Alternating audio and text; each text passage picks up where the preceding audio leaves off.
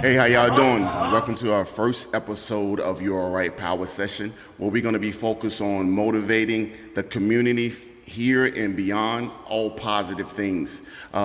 With that said, Ray, what you got?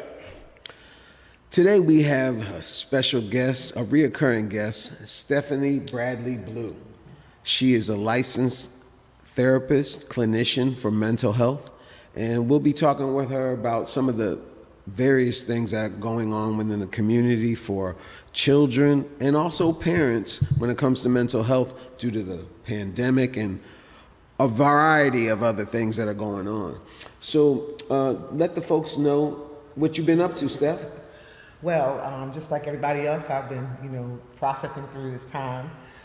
My son was a senior when the pandemic hit back in 2020. I was switching jobs for the first time, but also finishing up my residency and becoming a licensed therapist for the state of Virginia. And I have seen, going from working for Virginia Beach Psychiatric Center to working in the school systems and around children more, I have seen the need grow for my job, especially with young people. I think that there was so much that happened during that time that impacted families, that impacted children, that impacted communities at large in ways that I think that we'll be cleaning up for a long time to come.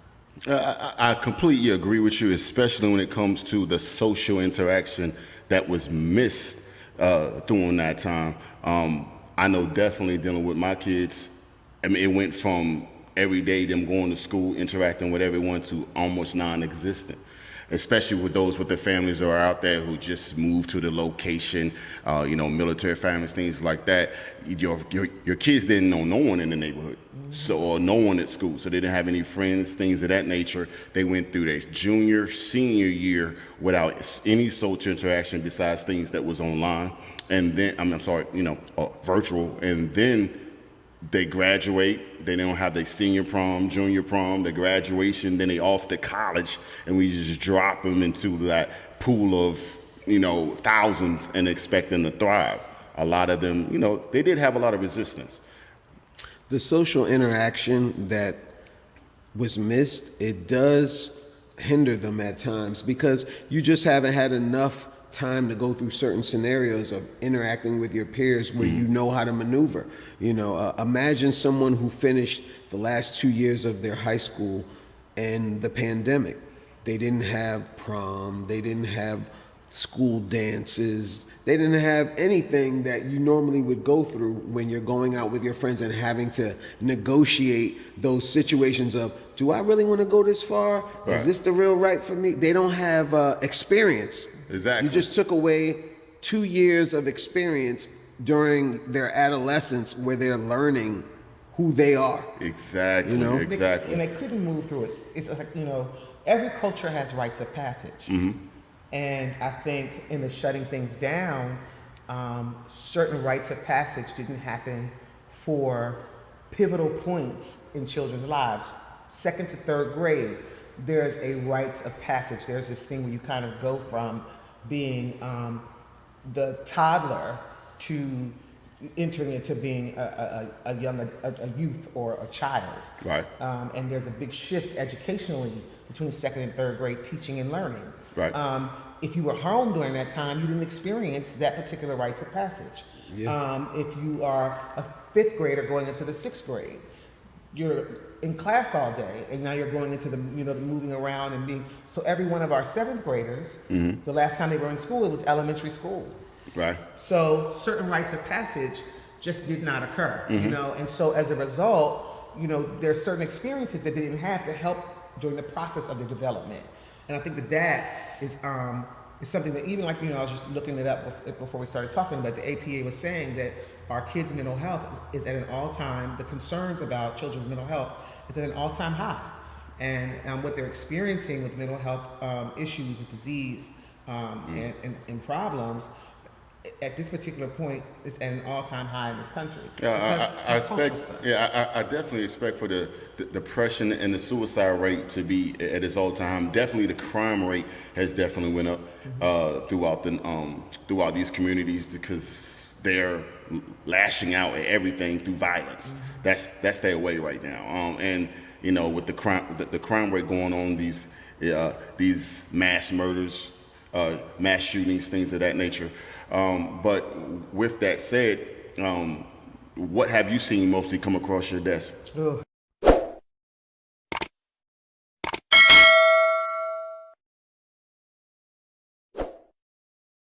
Well, I can't speak specifically, but I've seen definitely across the board, just working with my colleagues and talking in general, there is I call it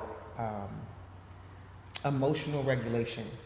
These kids don't have this, they don't know how to regulate Right. their emotions. It's just not something that, that part of, generally in development, we learn those skills as we go, as we grow.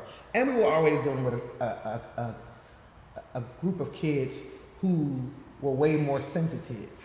So I like what you said.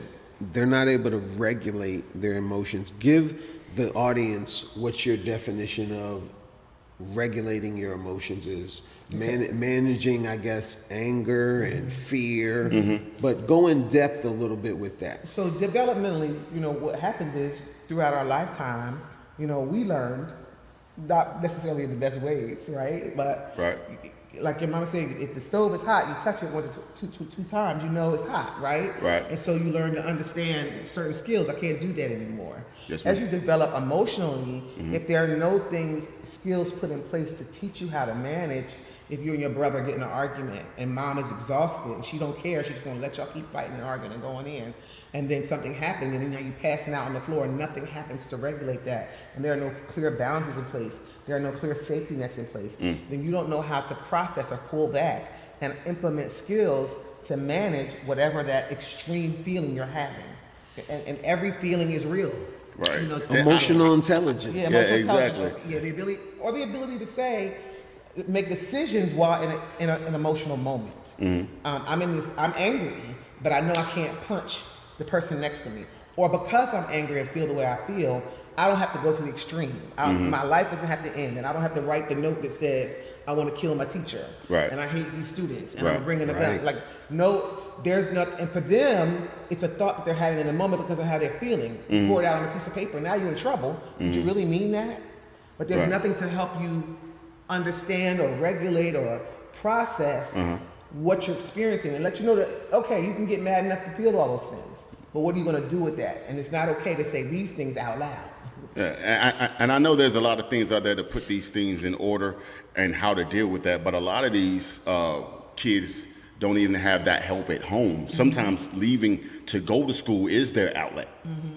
Same thing, vice versa for a lot of these parents that's out there. Sometimes, whether you're married or you're in a bad relationship, sometimes going to work was their outlet. In these last couple of years, now you have to be around that person that you don't really, have any good dealings with, for lack of a better word. So with those kids, it's the same type of thing. Sometimes going to school was their outlet. A lot of them come through environments where they don't eat unless they're going to school. Because you remember at one time they was passing out lunches and breakfasts and things like that. It was a very stressful time, and it still is to this day. I mean, we're still in this. As much as they say we're not, we're still in this because we're reaping the repercussions of what we haven't dealt with in the past. Yeah. On a personal level, my son during the pandemic did that transition that you speak of going from ending his 5th grade. They graduated and it was outside, and everyone would honk their cars when they would, say Right. who graduated the 5th grade. And he did all of the 6th grade, and then halfway into now, the 7th grade is when he went back. So he's transitioned and started middle school with that pandemic mindset. And I remember when it was time to go back to school, I said, Ray, aren't you excited? You're going to get to be around your friends? And he said, well, I've been getting straight A's, and I think if I go back, I'll be distracted. Right. I don't want to wait at the school bus. He started listing all these reasons why it was better to be in the bubble. And I said, no. Right. You have to learn how to deal with your peers. life is not going to allow you to be in this bubble where Right. it's just you. There were some kids who hated it and then some kids who loved it. Yeah, used to it. My son was one of those ones who kind of was okay with it because Right. it was like being indoctrinated so early where you gotta don't know adapt what it. you're missing out on. Whereas Yeah. my 20-year-old now, but was 18 when she graduated, she hated it. Mm-hmm. We were looking at her like, you need to sit down. Right. She's like, why? Right. You know, so it just depends on what stage of development you're in, you know, because you can't miss what you never had. He didn't have the ability to go and hang out with his friends Right, Right. like that. Right. So he Right. was like, no, I'm cool with the game. I did my work. I'm good. Right. You know, and that's sad, you know. It It really is. Even for me personally, my son and I recently had a conversation, and he was like, my senior year, I was really lonely. And I'm like, why? I was home all the time. Like I was working like 2-3 jobs, but I worked it so that I was always home during the same key times that I would have been home if he were going to school. Right. So in my mind, I'm thinking, why were you lonely? But he was used to being at school in the daytime while I was at work in the daytime. Right. So being home for those 8 hours by himself, he didn't know what to do with himself. He didn't Right. know how to. He didn't know how to. And he, you know, my son has ADHD, so he didn't know how to sit like those. He didn't have to do that. Somebody always redirected him. He had particular things in place to kind of help him stay on task when he was in school. Well, I wasn't home in the daytime when we had to do your homework. Right. So I wasn't there, you know, go back to your work. Da, da, da, da, da. There was nobody there to do the things that would have normally happened for him had he been in school. Right. And so he just felt isolated and alone and just completely unable to manage the world that he was kind of forced into with his ADHD issues and struggles. So I think it just took something out of him. And he got really in a place of depression and all kinds of stuff. So even now, on the back end of that, just dealing with him not knowing what to do next at 20, and I'm looking at him going, why? At 20 I was doing this, 20 I was doing that, but I have to consider the fact that I didn't have this. I had all the necessary experiences to bring me to where I needed to be. Exactly. Exactly. One of my good friends works in the DC school system. So he gave me another perspective on how it impacted the teachers. So their mental health was not necessarily where it needed to be because they wanted to try to do their jobs. Some of them, I'm sure, like they were still back in the classroom, but they were doing it all remote. So they had another level of, they had another challenge, if you will, that they had to get by to try to reach these kids all through remote and still be held to the standard of passing the SOL, Yes.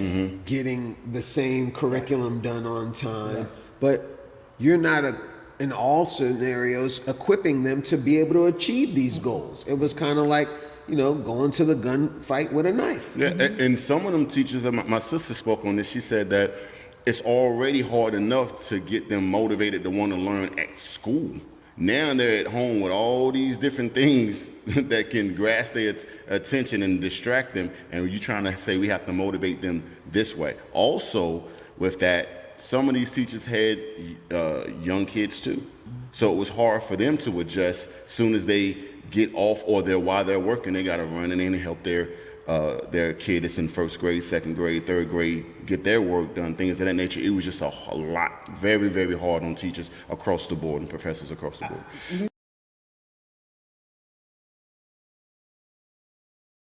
Think about it. No one was prepared for the interruption. Right. Right? So the school system couldn't shift its regulations immediately. Right. So how do you adjust when you are abruptly put in a situation that you've never had to face before? A whole system was shaken.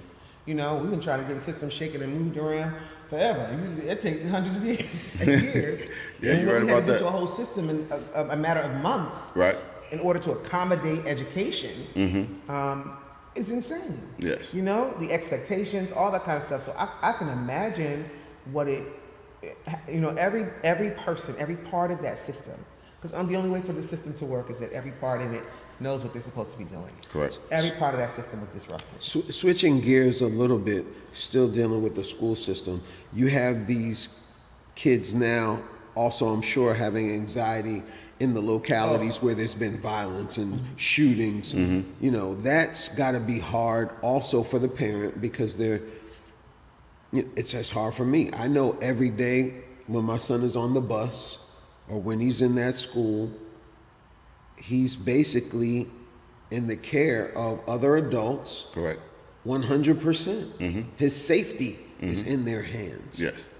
And they go through live shooter or active shooter drills. So what does that do to the psyche of the child when you're having to teach them from, I guess, first grade on up? This is what you do in a live or active shooter situation. Right. That means you're already planting the seed in their mind of anxiety to say, hey, we're drilling for this because it could happen. It could happen, exactly. You know, back in our days, it was only tornado drills and fire drills. You know, now come on now, active shooter, lock you in the classroom, things of that nature. You know, and like my daughter came home, she said they increased security at her high school, which I was happy. And now when they go into the classroom, it ain't just the door open, door is not closed, it's locked. You know, there's more security, more cops around. I'm like, great. But still, what does they, like you said, what does they do to them? And you know what I'm saying? And another thing, real quick stuff, what did they do to them to see that these cops that was supposed to help them, and this is going to be for another day, that stayed out there for 90 minutes before they entered that school. So what did that do to them? Right. You know what I'm saying? It's a lot. And that goes back to the emotional regulation piece, though, right? Because our children have to now deal with emotions and experiences at their age that they don't have the tools to process. So I'm having all these feelings. I don't know why my stomach is always jacked up. I got a headache. I don't know why I don't feel like going into this room. And when I get ready to go into the room, I can't hardly breathe. Like, I have kids come into my, you know, there are moments and experiences I've had where, you know, kids have come in upset and crying and couldn't explain at all what they were experiencing. Could not put words. It's overwhelming. To the feeling, to the feelings that they had. And if you don't know what it is, you can't manage it. And so we're introducing them to all of these things, and they're having all of these experiences that are visceral, that are real to them, that are real and live, and they don't have the skills to manage how to deal with those feelings and what to do with them. So quick question before we wrap it up. What advice would you give parents in this situation? I know definitely keep a even closer eye on your kid nowadays, you know, and talk to them and things of that nature. But what else would you say would you want them to add to their tool belt? You know, there is so much information like out there. One of the things that I ascribe to, even when I'm just kind of sending information to friends or even for myself, one of the tools I teach my kids is a tapping solutions or tapping skill. It's called Emotional Freedoms Technique, and it's a technique that I use to help them at pressure points to learn how to breathe through things. I do teach my kids that. I teach them regular breathing exercises. I teach them the difference between an anxiety attack and a panic attack. Right. Let them understand, you know, because there's so much information out there, everybody wants to throw a label to you. Oh, I'm depressed, or I'm this. No, clinical depression looks like this. Everyone goes through sadness. So we have to also be very careful not to spoon feed clinical disorders to our children. Right. You know what I mean? You're projecting something onto them. Right. Let's not do that. Exactly. But let's say I understand why you feel sad. I understand why you're having anxiety. Before it becomes disruptive enough to become clinical, let's do these things. Let's learn these skills. So deep breathing, tapping solutions. Therapya.com is a free online, and you can look up. You can go in there and pull up all kinds of worksheets and all kinds of things you can walk through with your children to kind of teach them about different experiences that they're having. They have a great session, session on anxiety. It teaches you about how that is, how it works through your body, and all that kind of stuff. You said that's therapya.com? Therapistaid.com. Therapistaid.com. Therapistaid.com, yes. Okay. And so there are a lot of tools out there that you can use to, you know, and then if it gets to the point where you know that it's disrupting, because the difference between something clinically wrong with you and something that we're experiencing, because we all have just about everything on any spectrum, right? Right. You know, we've all had great days and low days, but that doesn't make it bipolar, right? When you see that there's the issue, before you see an issue becoming something that you could identify as clinical, which would mean that these behaviors disrupt their everyday living. Any behavior that starts to disrupt your everyday living to the point where you are non-functional or their functions are thrown off, then we start to talk about a clinical issue or something that is diagnosable. Before we get to that point, get our kids in some therapy. Get them talking to somebody. It doesn't have to be you. I think that for me as a parent was one of my saving graces in general. We can't fix it all the time.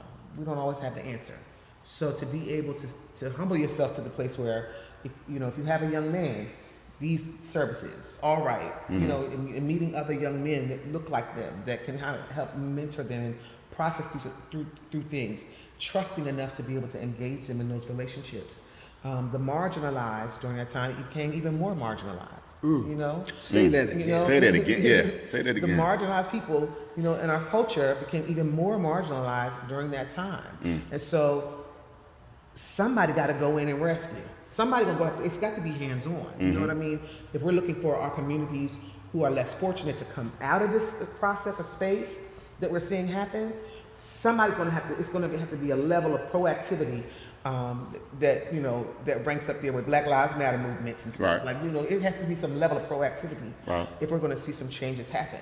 So, but we also have to be able to extend trust and know as parents we don't have all the answers. I put my son in therapy. He was in therapy for like a year and a half. I had struggles even with his father, but I let him go live with his dad for a while. I had to, deal. My issues with that were mine. It had nothing to do with him, and he needed somebody. Something else. Yeah, that was there. You know what I mean? So it's being able to make some of the hard choices sometimes in order to impact I applaud you for that choice. Yeah, too. it was hard. It was hard. But to impact our kids in a different way, and we as parents have to be wise enough to know where our expertise and our wisdom is. Right. Doesn't make you less of a parent. And then where it stops and where it starts and where it stops. Need some help. And we need some help. And then my heart goes out to those kids who just don't have that kind of parent. Right. Because they're in a situation where, for whatever reason, either that parent is not focused on them or that parent is focused on financial needs because they have multiple children and then they let some of these other things fall to the wayside. Right. They haven't given it enough attention, and that's why things like what we're trying to do can help, because you gotta have resources for these single moms. You gotta have resources for these single dads. You gotta have resources sometimes that are outside of the household. Correct. And until more people are thinking like that, there's always going to be those who are left behind. Yeah, correct. Yeah, consistency, I think, is key, and I think if we're going to move anything forward, we have to get an agenda, be intentional, and be consistent with our own children, right? And with being able to go in and rescue and help and support other people in their families, because it's a problem. It's a problem. And it's growing. Yeah. It's not like it's getting getting better. Yeah, it's not. It's not. Well, we definitely appreciate you for coming through today, Steph, and showing a whole lot of your knowledge. I'm pretty sure the people are writing down things and taking notes. Definitely gonna be a reoccurring guest. I appreciate you. Oh, I love being here with you guys. Thank you. Remember, just want to tell everybody, remember, no matter what you're going through out there, just keep pushing. And know it might not seem so right now, but I guarantee you it's making you stronger and shaping you for a better future. Like we always say, reach one, reach all. It all starts with you. It's all about the community. All about the community. We'll see you next time. Peace.